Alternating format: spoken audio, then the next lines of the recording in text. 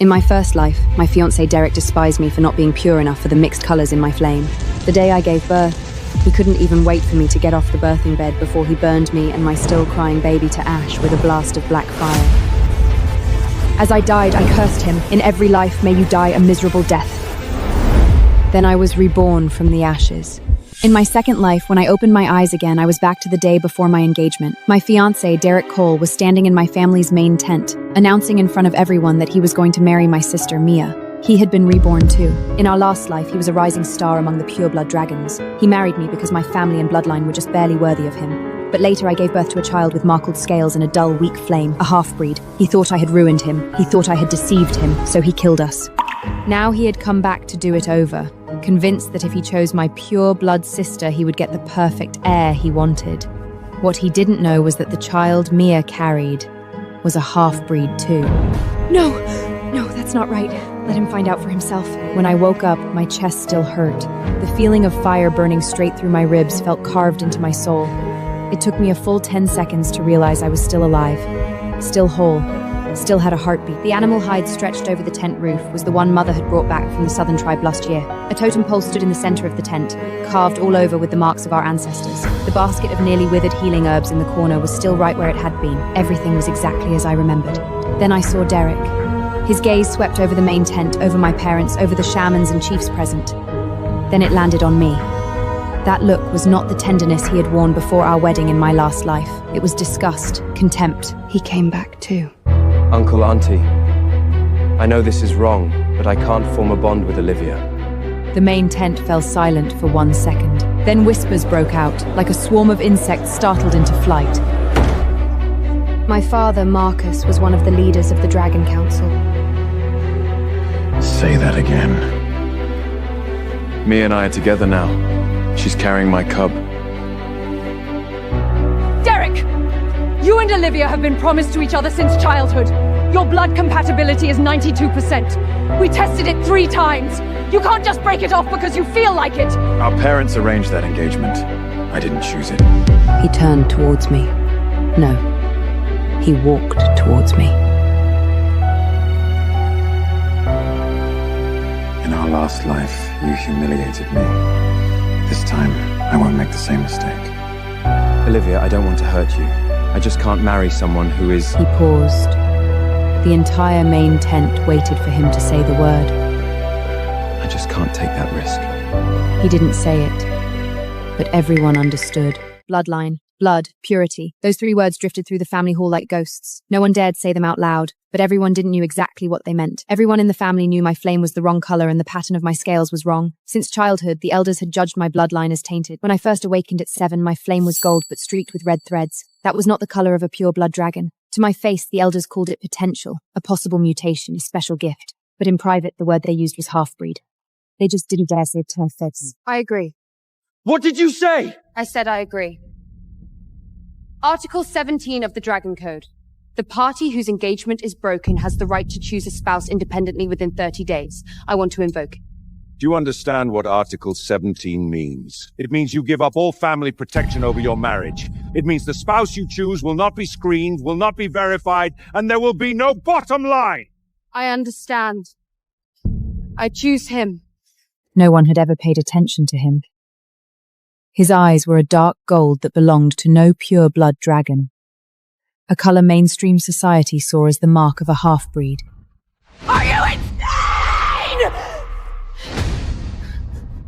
You're choosing a what? A half-breed just like me? Is that the word you want to say, Derek? Say it! He didn't dare. He didn't dare say that word in front of a room full of elders because the moment he did, he would be admitting that the real reason he had broken off the engagement was not love. It was blood discrimination. In modern dragon society, it was an open secret, but no one dared say it in a formal setting.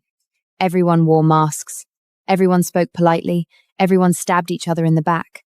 No one was stupid enough to draw their blade on the battlefield. What are you still standing there for? Come here.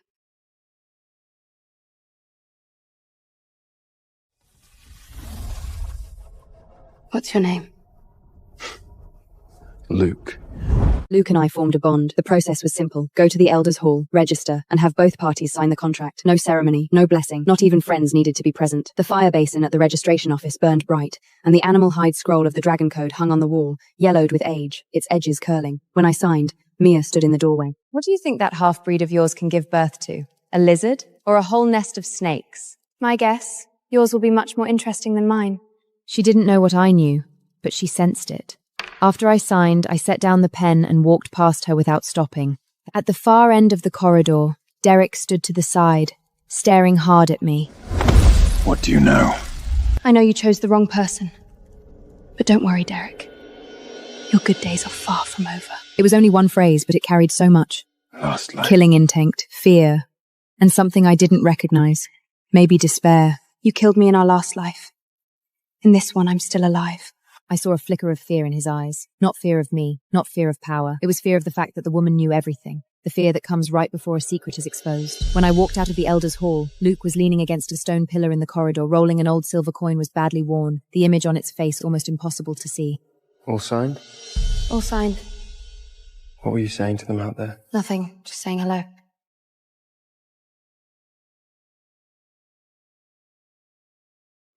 Your claws are shaking. No, they're not. Olivia.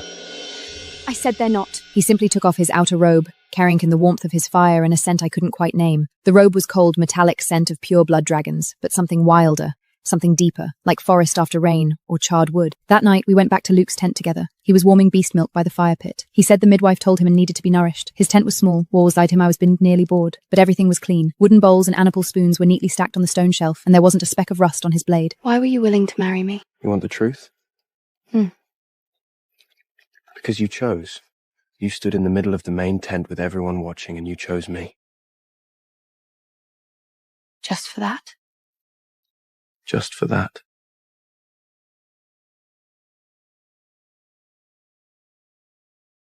Not many dragons would choose one of their own in that moment. Most would choose themselves. That was choosing myself too. I chose you because I needed to get away from Derek. I know. But you could have grabbed any dragon at the door to sign with you, then gone your separate ways. You didn't. How do you know I won't? Because you're still sitting here drinking my beast milk. I said nothing. He was right. I hadn't left. The days passed quietly like that. I found out I was pregnant 2 months later. In my last life. In my last life, at this very moment, I thought I was carrying Derek's cub. I had gone to tell him, full of joy.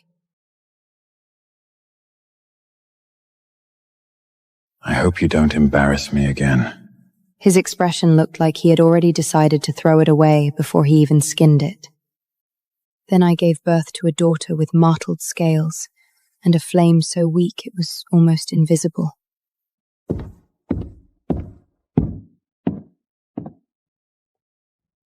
This isn't mine. She is yours. My seed could never turn out like that. He didn't even wait for me to explain.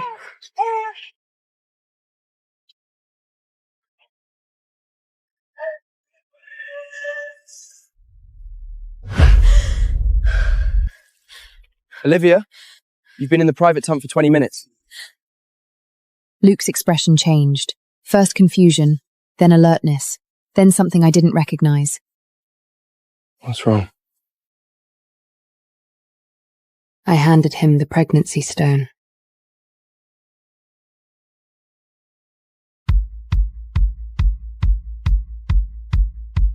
Ours?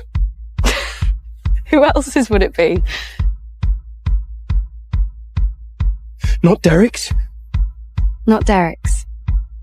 100% yours.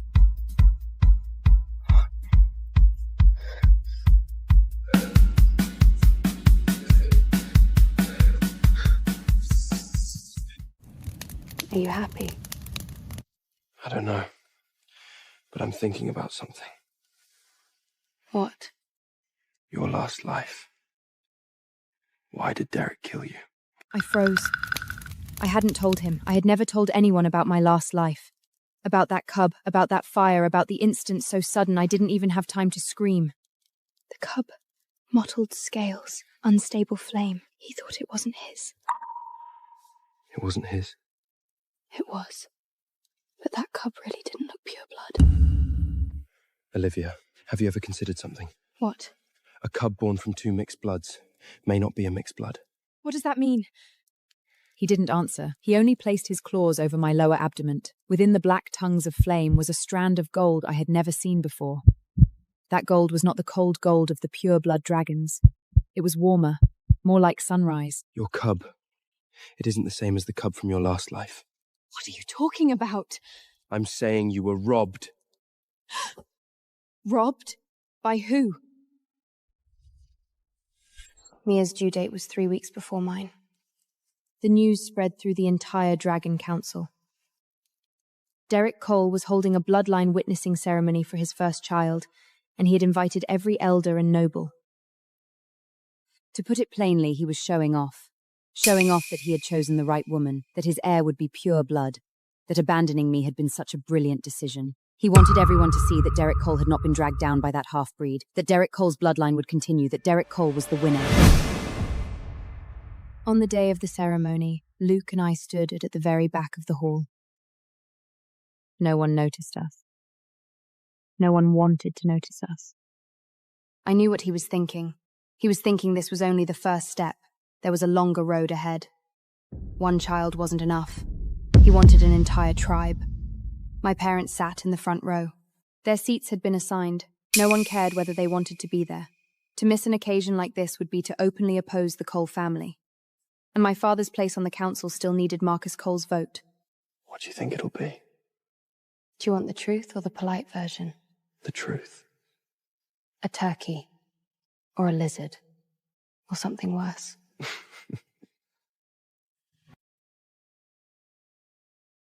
The glory of pure blood dragons.